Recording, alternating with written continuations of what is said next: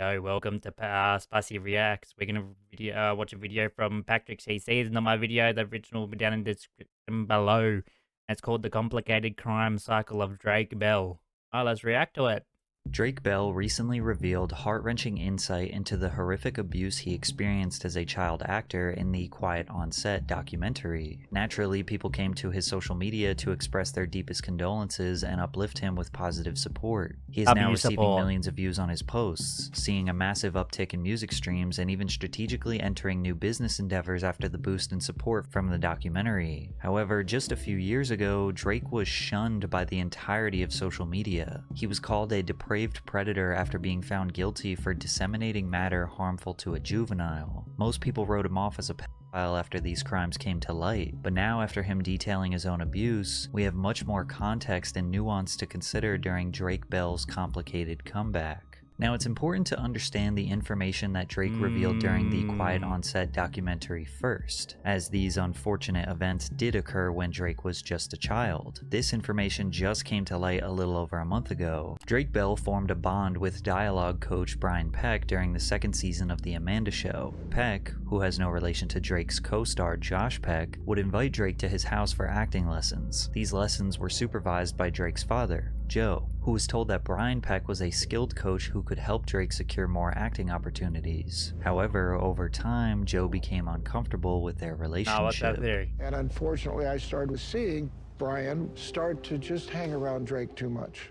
And it didn't set well with me. Drake would be in the dressing room or something, and in would pop Brian, and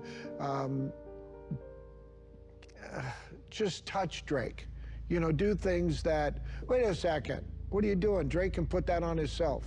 And the thing is, this is in front of people. Joe claims that while his son was in the dressing room, Brian would touch Drake in front of others in ways that made him question Brian's intentions. Joe expressed his concerns with the production personnel and said he was uncomfortable with Brian, only to be called homophobic because of Brian's sexual orientation. Therefore, Joe backed off. Once this got back to Brian, he manipulated Drake into severing ties with his father/manager, suggesting that Joe was sabotaging Drake's career. Peck subsequently integrated himself into multiple areas of Bell's life and became a father figure for the young actor. Eventually, Peck convinces Drake's mother to let him stay at his house during auditions. Then when Drake slept on Brian's couch, the sexual assault started. I was sleeping on the couch where I would usually sleep, and I woke up to him. I just opened my eyes, I woke up, and he was sexually assaulting me. Why don't you think of the worst stuff that someone can do to somebody as a sexual assault? And that'll answer your question. Drake wouldn't tell anyone for several months. The abuse persisted until Drake began spending more time at a girlfriend's house. One day, when he was supposed to meet with Brian, Drake said he didn't want to hang out. Brian then started calling his phone nonstop. When Drake failed to answer, Brian obsessively started calling his girlfriend's house, which is when the girlfriend's mother suspected something was wrong and took Drake to her family therapist. He later detailed the abuse to his own mother, who called the police. I had to be excruciatingly detailed about every single thing and time that it had happened with two absolute strangers. The worst part was I had to make a phone call to Brian and get him to admit what he'd done. The police monitored a wired phone call with Brian, who broke into a full-on confession that led to his arrest. The investigation was conducted privately, and Bell remained unidentified to the public for several years due to his age at the time. During Brian Peck's trial, numerous prominent figures in the entertainment industry wrote letters of support vouching for his character. Many of them were people that Drake trusted and respected. Brian Peck was convicted of child molestation in 2004, pleading no contest to a charge of oral copulation with a minor under 16 and a charge of performing a lewd act with a 14 or 15-year-old. He spent only 16 months in prison and was mandated to register as a sex offender, a mere slap on the wrist for such a horrible crime. But Drake remained strong and would go on to star in his own buddy comedy sitcom Drake and Josh, which is what all of us know and love him for today. After the show ended in 2006, Drake Bell seemed to disappear from the spotlight, and that's partially due to the terrible car accident that Drake was in that almost cost him his life. I know if I suffered injuries that bad, I would be searching for a good lawyer. Your injury could be worth millions, and Morgan & Morgan doesn't settle for any lowballs. In the past couple of months, they saw verdicts of $12 million in Florida, 34 times the highest insurance offer, $26 million in Philadelphia, 40 times the highest offer, $6.8 million in New York, 25 times the highest offer. All law firms are not the same. Morgan & Morgan are the biggest for a reason. They've won. A lot. They have over 4,000 support staff to help you with your case at any time. The best part is their fee is absolutely free unless you win. You can submit a claim with America's largest injury law firm in just one click. Submit your claim now with Morgan & Morgan at www.forthepeople.com/Patrick or click the link in the description. Drake received very consistent work over the years doing voice acting roles in shorts, TV shows, and movies. His most notable role was Peter Parker in Marvel's Ultimate Spider-Man animated series. When he wasn't doing voiceovers, he was writing and releasing his own music. Interestingly enough, his records weren't very popular in the United States, but were huge in various Spanish-speaking countries. The Drake and Josh Nickelodeon show was extremely popular in Latin countries, likely due to the excellent job the production team did with dubbing the actors' voices. Drake always wanted to be a rock star, ever since his earliest days on The Amanda Show in 2001. He released music consistently for 17 years but received no gold or platinum records in America. However, in Mexico and other various Spanish-speaking countries, Drake Bell, aka Drake Campana, had multiple high-charting Billboard singles and albums. In some of these countries, he performed shows for thousands of people. He learned to speak Spanish. He has written and released a ton of music in Spanish. He even provides Spanish subtitles with every podcast or social media post he makes. People have joked on social media that he ran away to Mexico to avoid charges of his 2020 crimes, when in reality he was more successful there for over a decade and probably made most of his income in Latin-speaking countries. But over the years, we slowly saw Drake's life unravel a bit. In 2010, Drake was charged with driving under the influence. He was subsequently released on a $20,000 bond and pleaded not guilty. In 2014, he filed for bankruptcy after owing the IRS over $500,000 in taxes. The next year, police officers in Glendale, Los Angeles noticed Drake's car drifting lanes at an unsafe speed. The officers pulled Bell over and reported him smelling of alcohol before conducting a field sobriety test, which he failed. They promptly arrested him under suspicion of driving under the influence. Bell decided to plead guilty. It says that he refused to take, not fail.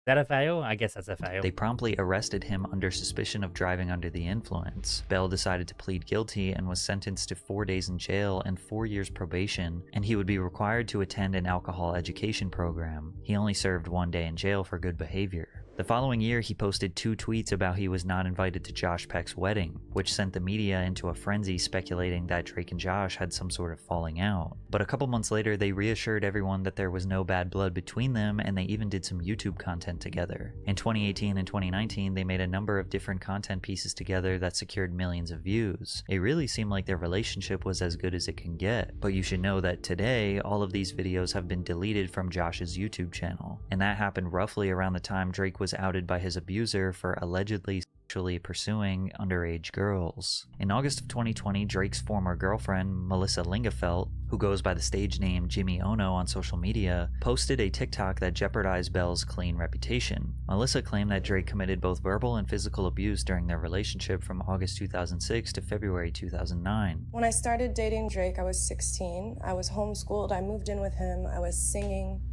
It wasn't until about a year when the verbal abuse started. And when I say verbal abuse, imagine the worst type of verbal abuse you could ever imagine, and that was what I got. It then turned into physical, hitting, throwing, everything. At the pinnacle of it, he dragged me down the stairs of our house in Los Feliz. My face hit every step. Didn't Drake say that in his video? Imagine blah, blah, blah, blah, blah, blah, blah. On the way down. I have photos of this. Weird. I don't even want to get into the underage girls thing. I mean, I will, but This is I'm clearly scared. wrong, though. As if the allegations of physical abuse weren't shocking enough, Melissa hinting that he was somehow involved with underage girls set the internet on fire. Is he Drake guilty? vehemently denied ever abusing Melissa. As our relationship ended more than a decade ago, we unfortunately both called each other terrible names, as often happens when couples are breaking up. But that is it. Clearly, Melissa still felt close enough to me just last year that she was comfortable reaching out to ask me to provide her with financial support during a tough time, which I did. The public opinion on the situation was split. While many people reacted with empathy and support towards Melissa, recognizing the seriousness of domestic abuse, others were skeptical and expressed doubt about her claims, especially since Melissa failed to provide any concrete evidence against Drake. Plus, Drake made it seem like she was doing this expose for money, casting doubt on her intentions. It was purely a he said, she said situation, and Drake wouldn't face any legal consequences. Melissa, after spending weeks talking about the situation online, deleted all her videos and detached herself from the situation, but it only took a few months for more serious allegations to come to light and Drake's reputation to be permanently destroyed.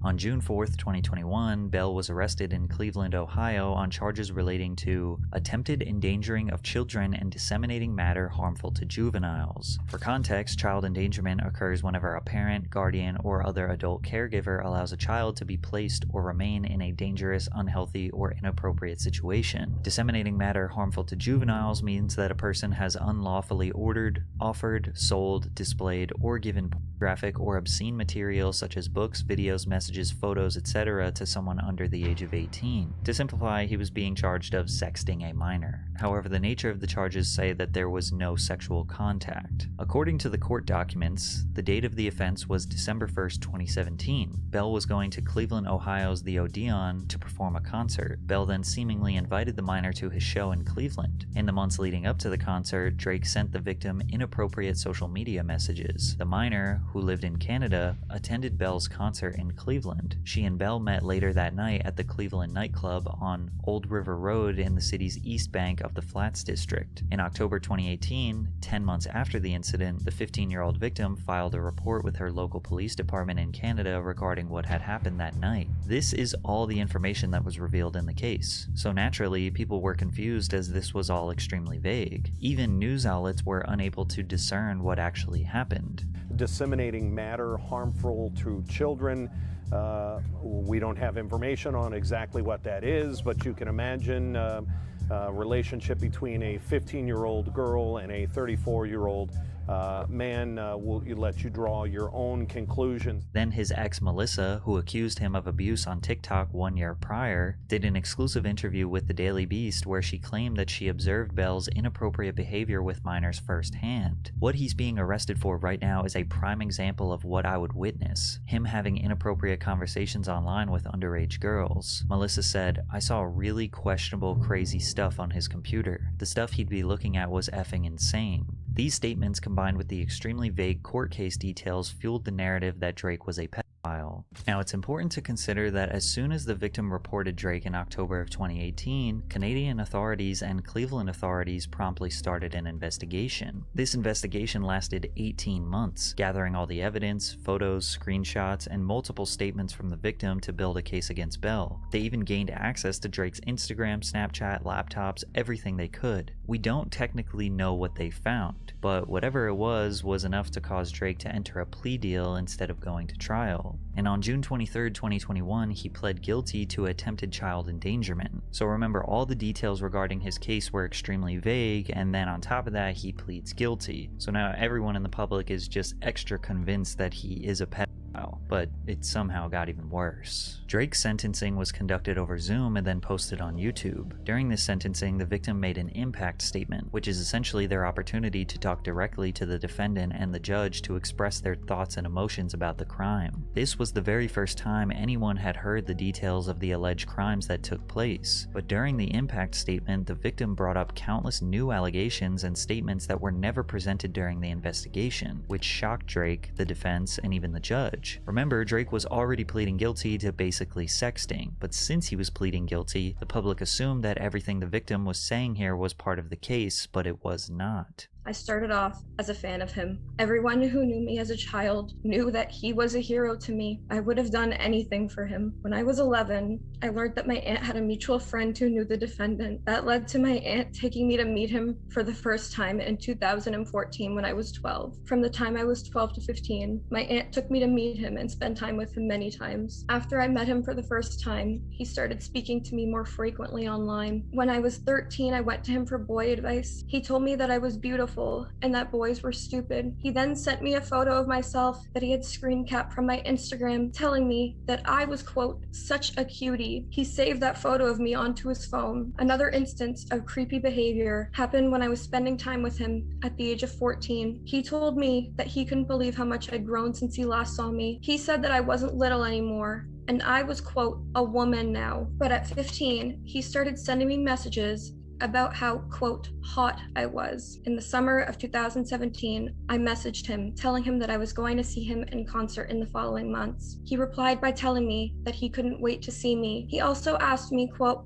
how old are you now? I told him 15. He then told me to, quote, hurry up. Not too long after that, his messages to me became blatantly sexual. Aside from Cleveland, the only other time that the defendant sexually assaulted me was in October of 2017. It happened in Illinois in the middle of the night. He digitally penetrated me in the back seat of my aunt's car while she was driving him to a friend's house. This eventually led to many months of inappropriate messages and photos being exchanged over Instagram and Snapchat. The photos exchanged included photos of my body and photos of his body and his genitals. He would tell me how badly he wanted to penetrate me vaginally. On December 1st, 2017, my aunt took me to the Odeon Concert Club to watch him perform. That night, the defendant took me backstage to be alone with him. He started kissing me, and the night ended in him having me perform oral sex on him twice. The next incident happened on December 2nd, 2017. While I was alone with him in his hotel room, he had talked to me about seeing me one last time before we all left Cleveland and went home. So we went to his hotel to say goodbye. In his hotel room, he started kissing me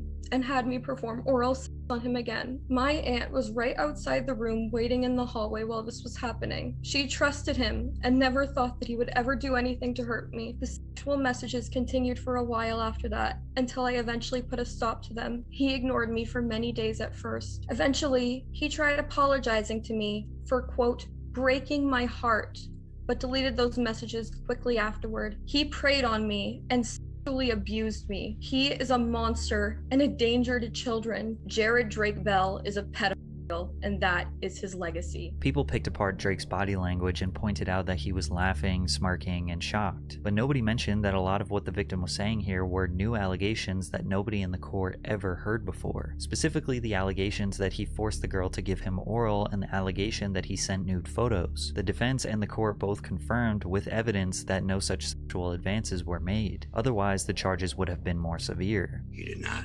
plead to sexual misconduct or engaging in sexual relations. He pled to attempted endangering children and disseminating matter harmful to juveniles. These are serious allegations, but they do not involve sexual relations. This is what Drake's defense admits to. So the acceptance of the responsibility, Your Honor, is for chats that occurred between he and the victim. The subject matter of those chats were discussion because they had known each other for years, and there were claims that became sexual in nature. When asked, however, at what point, or at your age, excuse me, at that point he said, can you hurry up? Which shows a complete intent not to engage with a minor. So, however, those chats, harmful as they were, clearly harmed this person at that time. They were sexual in nature. Those were, yes. Thank you. They certainly, however, Your Honor, did not mimic any of the factual scenarios that the victim has brought up here today. And again, I have to emphasize the fact that once the age was known, that terminated at that point, saying hurry up with the age. But I will say this, at the start, he may not have known. He did learn of the age at a later time, Your Honor, and that is why he's accepting the plea. Basically, Drake admits to conversing with a minor for years, even though he says he didn't know her age. Those conversations eventually turned sexual. Then when he asked for her age, she told him 15 and he said hurry up, then stopped all communication. When Drake stopped conversing with her, they claimed that flipped the young girl's world upside down and she started going after Drake's wife and threatening to expose him. They basically paint her as a crazy, obsessed, and jealous fan, which We don't really know if that's true or not. We can't say the victim is lying, and we don't know what evidence was found during the investigation because almost none of it was revealed to the public. But we do know she was bringing up new allegations in her impact statement that she did not formally bring up during the 18-month investigation. Therefore, they cannot be legally considered during sentencing. It's up for you to decide if she was just an obsessed fan that was jealous and trying to ruin his reputation, or if she is actually a victim of a corrupt legal system. Bell was sentenced to 2 years probation, 200 hours of community service in California, and cannot have any contact with the victim. He was not required to register as a sex offender. At the time, the public looked at Drake as a pedophile who got off with a slap on the wrist. Drake tried countless times to proclaim his innocence, but it didn't work. They claimed he fled to Mexico to avoid punishment when we established before that his career had always thrived in Mexico. Shortly after the sentencing, Josh Peck went on multiple podcasts claiming that him and Drake were never friends, and that they didn't really know each other off set. They were just co-workers who went their separate ways. And when I did my own research into the story, it seemed like a bold-faced lie, and Josh was trying to separate himself from Drake to avoid backlash. From there, Drake's life began spiraling out of control. On December 7th, 2022, eyewitnesses caught Drake in the driver's seat of his car inhaling a substance out of balloons while his toddler son and wife were in the back seat. The very next day, another eyewitness report captured him outside of a vape shop inhaling a blue balloon with his child in the back seat. At the time, Bell was still on probation for attempted child endangerment and was seemingly engaging in a recreational substance known as whippets, where people inhale nitrous oxide from balloons, causing them to experience euphoria, hallucinogenic states, and relaxation. This drug is also extremely addictive and dangerous. The weird behavior continued on April 13th, 2023, when the Daytona Beach Police Department listed Drake Bell as missing and said he had been last seen before 9 p.m. on April 12th in the area of Mainland High School. The department's post noted what car Drake was likely driving, a 2022 gray BMW, and said he could be considered missing and endangered. TMZ obtained a 911 call where someone from Orlando PD explained why police were deeply concerned for Bell's well-being. Basically, there is a celebrity who had a falling out with his wife. We got involved because the family, he's been texting the family in California saying that he's going to get drunk and himself, and he's in a hotel somewhere in Orlando. Drake tweeted shortly after he was seemingly located, "You leave your phone in the car and don't answer for a night, and this?" While Drake seemed fine given the circumstances, the following week his wife filed for divorce, citing irreconcilable differences. Per the petition, Janet asked for legal and physical custody of their son Jeremy, with Bell getting visitation rights. She also sought spousal support. Bell later revealed that he found out my wife filed for divorce from TMZ before promoting his new song, Going Away. In the song, Drake ironically sings about moving away to a remote island with his wife and son and starting a new life. Presumably unable to cope with the stress of losing his wife and child, eyewitnesses caught Drake using whippets once again on April 25th as he inhaled from a fully inflated balloon, merely days after the media publicized his divorce. When paparazzi asked him about it, this was his response. There's some photos that surfaced of you with red balloons. What do you think? What do you gotta say about that, those balloons? You know, it is what it is. We'll figure it out.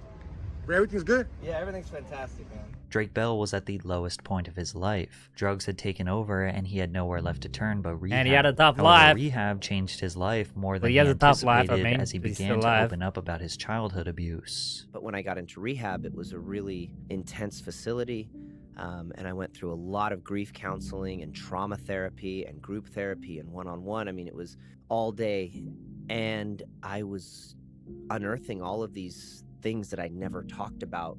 Not only never talked about with strangers, but even with people I was close to, had never gotten that deep about things that I've experienced and things that have happened. And I was around so many people who, for the first time, had similar stories or incredible trauma in their lives and were opening up and sharing. And that was the first time that I really felt like I was in an environment that was comfortable enough to share and felt comfortable enough around people that weren't going to judge and that really just wanted to see you get better. Shortly after he got out of rehab, he was approached again by the producers of the Quiet on Set documentary, and he decided to share his story with the world. After hearing about Drake's abuse, the public did a 180 shift on him. His comment sections went from calling him a pedophile to sharing love, condolences, and positivity. People all of a sudden were empathetic. Some even used his past as an excuse for him allegedly engaging in inappropriate behavior with minors. They said things like Bell was a part of the cycle of abuse, and and couldn't control what was happening to him. It's true that childhood abuse can have profound psychological effects on survivors, including trauma, depression, and PTSD. Children who grow up suffering abuse may learn abusive behavior as a means of coping or as a model for how relationships function. Approximately 1/3 of all individuals who are abused in childhood will become abusers themselves, according to a study funded by the National Institute of Justice. A survivor of childhood sexual abuse may try to undo that abuse by taking back power. Someone who has been abused can play the role of the more powerful person in the relationship in an attempt to overcome the powerlessness they felt. One day after the Quiet on Set documentary released, Drake released a song and music video called I Kind of Relate. The song starts off with the lyrics, "I found beauty in my pain, I'm running away from the abuse and all the shame, 'cause no one comes to my house anymore, no one knocks on my door." These lyrics are complemented with a visual of him as a child entering his on-set trailer with a grown man who likely represents Brian Peck, his abuser. Then the track quickly transitions to his infamous 2006 car crash, where 19-year-old Drake Bell was stopped at a red light and a driver fell asleep at the wheel going 60 miles per hour, then crashed into his 1966 Mustang head-on. Bell broke his jaw in 3 places, fractured his neck, and lost a bunch of teeth. The song continues, "I lost my path so long ago. In 2008, I found love in Mexico, because no one wants to hear me in the States, so I'm running away." However, Bell releasing this music video after the documentary made some people think he was being disingenuous, that he was essentially capitalizing off the publicity to sell a record. Others pointed out that he has been writing about the abuse in his music for years, like in his 2006 song In the End, where he wrote, "The monsters in your head have left you all to yourself. It's alright if ugly little things remind you of how it felt. Another day no one tells you what it means, what's in your way and poisoning your dreams, the darkest place that you've ever been." Or in his 2020 track, What Is Wrong? "Well, I wish I was a kid again, I would laugh and play, like we did back then. Would I be afraid of all the monsters who just left me here in these abandoned rooms?" We all know that artists write music based on their real life experiences, and this is Drake Bell's story to tell. Did he pre-plan this song and video to drop at the same time this documentary came out for strategic business purposes? He absolutely did. But it's pretty safe to assume that Drake would 100 out of 100 times choose to not have experienced this horrific trauma. He would have rather had a normal childhood. And if the tiny benefit is that he can make a song about his pain, then so be it. You could also argue that all the people who didn't want to hear his story until he came out about his own abuse are more disingenuous. Plus, the people that made the documentary are profiting off his story. Every YouTuber and TikToker and Twitch streamer talking about it are making money from it. That does not diminish or devalue the seriousness of his experience. From there, enraged fans began attacking his co-star Josh Peck, bombarding his comment section with hate, calling him an accomplice, and placing blame on him for Drake's abuse. They just somehow believed that Josh was complicit or aware of Drake's situation. Josh did make a statement on Instagram that he reached out to Drake privately and showed his support for the survivors that spoke out. Drake even asked supporters to take it easy on Josh. But he has reached out to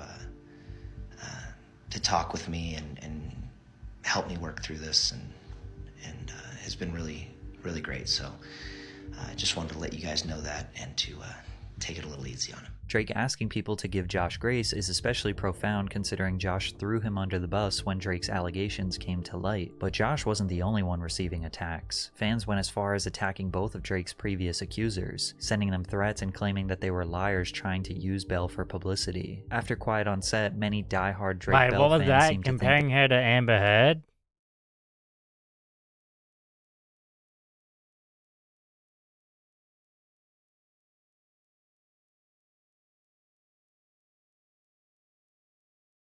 As a liar, comparing her to Amber Heard.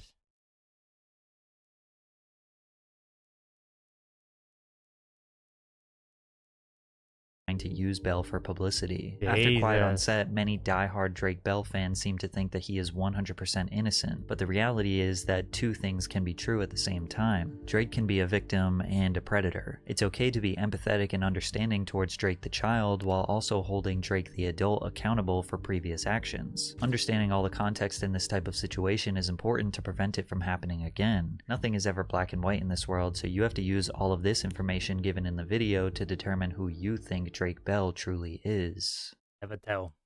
That was an interesting video though.